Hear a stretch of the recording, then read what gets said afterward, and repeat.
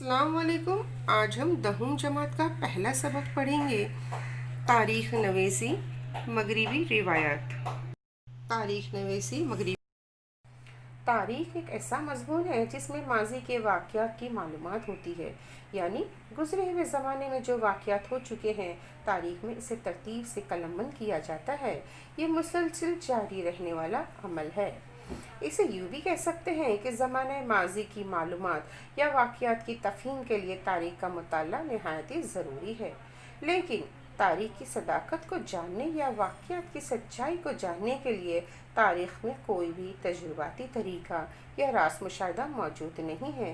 جیسا کہ سائنسی علوم میں جو بھی اصول ہوتے ہیں، ان اصولوں کو ہم پریکٹیکل کی مدد سے چیک کر سکتے ہیں گویا یہ اصول صحیح ہے یا نہیں، لیکن ہسٹری کو جاننے کے لیے کوئی تجرباتی طریقہ موجود نہیں ہے، کیونکہ تاریخ میں ماضی کے واقعات کا ذکر ہے اور ان واقعات کو دہرایا نہیں جا سکتا۔ جیسے کہ کسی تاریخی دستاویز کو سمجھنے کے لیے دستاویز میں استعمال کی گئی زبان کے جاننے والے ماہر کی ضرورت ہوتی ہے، اسی طرح کتابت مصنف کا انداز بیان، دستاویز میں استعمال شدہ کاغذ، اس کی تیاری کا زمانہ، اس کے ساتھ ہی حکم نامے کی مہر جیسی اشیاء کے ماہرین کی مدد سے ہی یہ طے کیا جا سکتا ہے کہ دستاویز اصلی ہے یا نہیں۔ تاریخ کی تحقیق کا طریقہ تاریخ کی پیشکش، دستیاب تاریخی معلومات کے حوالوں کی جانچ کرنا، تاریخی وسائل کی تجزیاتی تحقیق کرنا، ممکنہ تصورات پیش کرنا، تاریخی حوالوں سے متعلق مناسب سوالات پیش کرنا، اسی طرح مخصوص تاریخی واقعات سے متعلق حاصل شدہ معلومات کی زمانی و مکانی حوالے اور تاریخی مطالعے کے طریقے سے مختلف تصوراتی خاکوں کی تفہیم کرنا، تاریخی معلومات کی ذخیرہ اندوزی، تاریخی تبدیلیوں کے لیے ذمہ دار عوامل کی نشاندہی اور ان کا تقابلی تجزیہ کرنا۔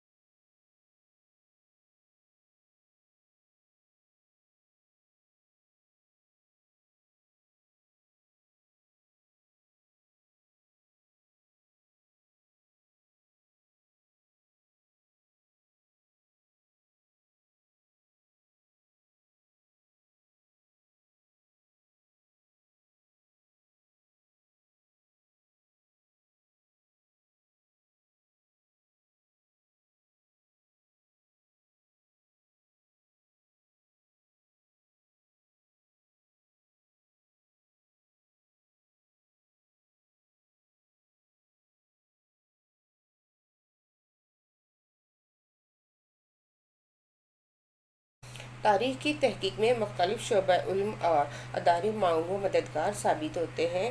مثلاً محکمہ آثار قدیمہ، یہ محکمہ زمین کے اندر دفن مختلف آثار کو نکال کے مختلف تہذیبوں کی معلومات اخذ کرتا ہے۔ محکمہ خطبات محفوظ خانہ، یہ محکمہ جو ہے دنیا کے قدیم خطبات کو محفوظ رکھتا ہے۔ رسم اللحاظ کا مطالعہ، دنیا میں بہت سارے رسم اللحاظ موجود ہیں، جیسے کہ اردو رسم اللحاظ، انگریزی، چائنیز، برمی۔ دنیا کی بہت ساری قدیم تہذیبوں میں الگ الگ طرح کے رسم اللحاظ استعمال کیے جاتے تھے، تو اس کی جانکاری ہمیں تاریخ کی تحقیق میں مددگار ثابت ہوتی ہے۔ سکہ شناسی، سکہ ایک اہم طبعی ماخذ ہے، اس سے مختلف دور کی معلومات حاصل کی جا سکتی ہے۔ بالکل اسی طرح لسانیت، دنیا میں مختلف قسم کی الگ الگ زبانیں بولی جاتی ہیں، تاریخ کی تحقیق میں مختلف زبانوں کی جانکاری بہت ہی زیادہ مددگار و معاون ہوتی ہے۔ اب ہم دیکھیں گے علم شجرہ خوانی۔ کسی بھی خاندان کی ترتیب نسبت بیان کرنے کو شجرا کہا جاتا ہے۔ یہاں پہ شیواجی مہاراج کے خاندان کا شجرا اور ساتھ میں مغلیہ سلطنت کا شجرا دکھایا گیا ہے۔ اس سے آپ اس دور کی معلومات اخذ کر سکتے ہیں۔ نویسی کی روایات، دستیاب ثبوتوں کی تجزیاتی تحقیق کر کے ماضی میں وقوع پذیر واقعات کو تاریخ میں پیش کیا جاتا ہے اور اس پیشکش کے طریقے کو تاریخ نویسی کہتے ہیں۔ تاریخ پیش کرنے والے محقق کو مورخ یا تاریخ نویس کہتے ہیں۔ قدیم تہذیبوں میں تاریخ نویسی کی روایت موجود نہیں تھی، البتہ آباء و اجداد کی زندگی اور ان کے بہادری کے کارنامے اگلی نسل تک زبانی پہنچائے جاتے تھے، جنہیں ہم زبانی ماخذ بھی کہتے ہیں۔ تاریخی معلومات قدیم زمانے میں قصہ گوئی کے ذریعے، کہانیوں کے ذریعے، غاروں میں کندہ کشی کے ذریعے اور گیت اور پھواڑوں کے ذریعے معلومات ایک نسل سے دوسری نسل تک پہنچائی جاتی تھی۔ یہ جو تصویر ہمیں نظر آ رہی ہے، یہ فرانس کے عجائب گھر میں دنیا کا سب سے قدیم کتبہ موجود ہے۔ اس کتبے میں ہاتھوں میں ڈھال اور نیزے سے لیس فوجیوں کی منظم صف اور ان کی قیادت کرنے والا سپہ سالار ہمیں صاف نظر آ رہا ہے۔ قدیم زمانے میں کسی بھی واقعے کو اسی طرح کتبوں کے اوپر تحریر کیا جاتا تھا۔ یہ کہا جاتا ہے کہ میسوپوٹیمیا کی سومیر تہذیب سے یہ روایت شروع ہوئی تھی۔ سومیر حکومت کے بادشاہوں اور ان کے درمیان ہونے والی جنگوں کی کہانیوں کا تذکرہ اس زمانے کی کتبوں میں محفوظ رکھا ہے، جس میں سب سے قدیم کتبہ 4500 برس پرانا ہے۔ اس میں سومیر کی 2 ریاستوں کے درمیان ہونے والی جنگ کا اندراج ہے۔ یہ کتبہ فی الوقت فرانس کے عالمی شہر یافتہ عجائب گھر لور میں رکھا گیا ہے۔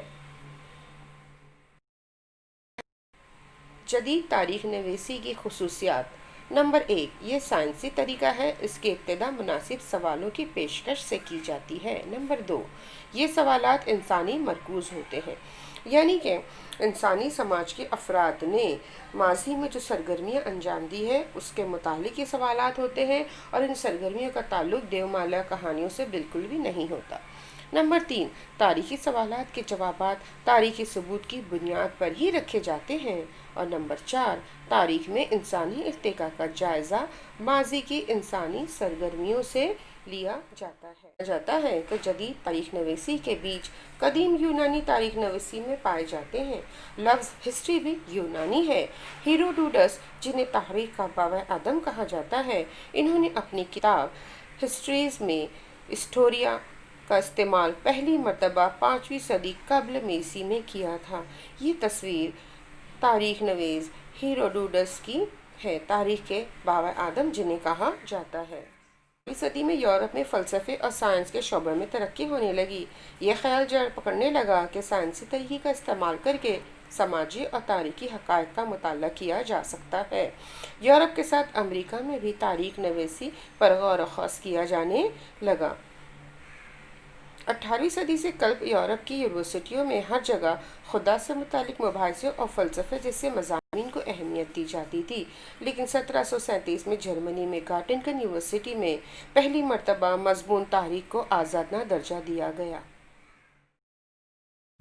رینے ڈیکارٹ 1596 تا 1650۔ رینے ڈیکارٹ ایک فرانسیسی مفکر تھا۔ اس نے یہ نظریہ پیش کیا، تاریخ نویسی میں جو دستاویزات استعمال کیے جاتے ہیں ان کی تصدیق بہت ہی ضروری ہے۔ رینے ڈیکارٹ کی کتاب ڈسکوری ان میتھڈ تحقیق کے سائنسی نقطہ نظر سے بہت ہی اہم ہے۔ رینے ڈیکارٹ کا کہنا تھا، جب تک بلا شبہ کسی واقعے کی سچائی قابل اعتماد نہیں ہوتی، اسے ہرگز قبول نہیں کرنا چاہیے۔ والٹیئر ایک فرانسیسی مفکر تھے۔ انہوں نے انقلابی فرانس میں ایک اہم کردار ادا کیا تھا۔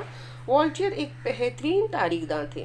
انہوں نے یہ خیال پیش کیا کہ تاریخ نویسی کے لیے ٹھوس حقائق، واقعات کی ترتیب کے ساتھ ساتھ اس زمانے کی سماجی روایت، تجارت، معاشی نظام، زراعت وغیرہ امور کا خیال رکھنا بہت ہی ضروری ہے۔ یہ بات سامنے آئی کہ تاریخ مرتب کرتے وقت انسانی زندگی کے تمام پہلوؤں کا احاطہ کرنا ضروری ہے۔ اسی اعتبار سے والٹیئر کو جدید تاریخ نویسی کا بانی بھی کہا جاتا ہے۔ جارج ولیم فریڈرک ہیگل 1770 تا 1831۔ یہ ایک جرمنی فلسفی تھے۔ انہوں نے اس بات پر زور دیا کہ تاریخ کو منطقی طریقے سے پیش کیا جانا چاہیے۔ انہوں نے دعویٰ کیا تھا کہ مورخ کو وقتاً فوقتاً حاصل ہونے والے ثبوتوں کے اعتبار سے تاریخ کی پیشکش کے بدلتے رہنا ایک قدرتی امر ہے۔ فلسفیوں کو اس بات کا یقین ہو گیا تھا کہ تاریخ کی تحقیق کا طریقہ سائنس کے طریقوں سے مختلف ہے، لیکن کمتر بالکل بھی نہیں ہے۔ انسائکلوپیڈیا آف فلاسفیکل سائنس نامی کتاب میں ان کے لیکچرز اور مضامین کو شائع کیا گیا ہے۔ ہیگل کی تصنیف ریزن ان ہسٹری کافی مشہور ہے۔ لیوپالڈ وان رانکے 1795 تو 1886۔ لیوپالڈ کو جدید تاریخ کا بانی کہا جاتا ہے۔ انہوں نے اس بات پہ زور دیا کہ تمام تاریخی واقعات سے متعلق تمام کاغذات اور دستاویزات کی تحقیق ہونی چاہیے۔ اس طریقے سے تاریخی واقعات کی صداقت یعنی کہ سچائی تک رسائی ہو سکتی ہے۔ تاریخ نویسی میں خیالی واقعات پہ انہوں نے سخت تنقید کی اور عالمی تاریخ کی ترتیب پر زور دیا۔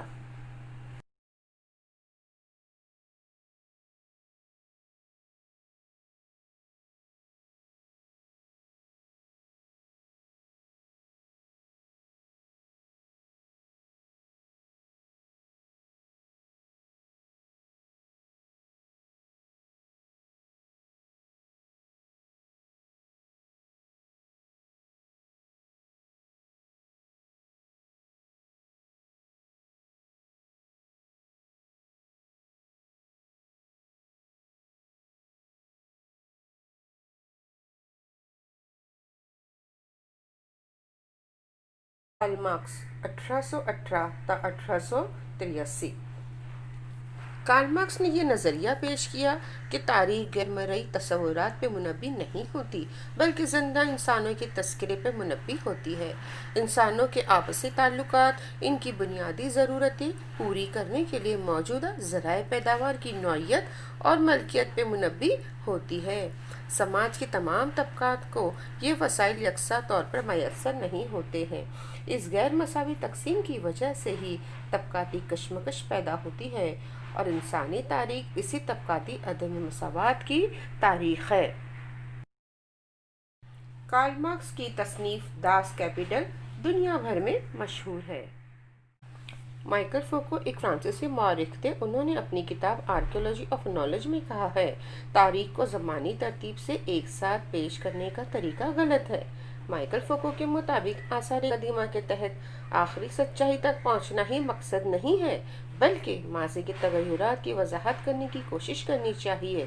انہوں نے اس طریقے کو علم کا آثار قدیمہ نام دیا ہے۔ مورخوں کے ذریعے نظر انداز کیے گئے نفسیاتی امراض، علم طب، علم ادویہ اور قید خانوں کے نظام جیسے موضوعات پہ انہوں نے تاریخی نظریے سے غور و خوض کیا ہے۔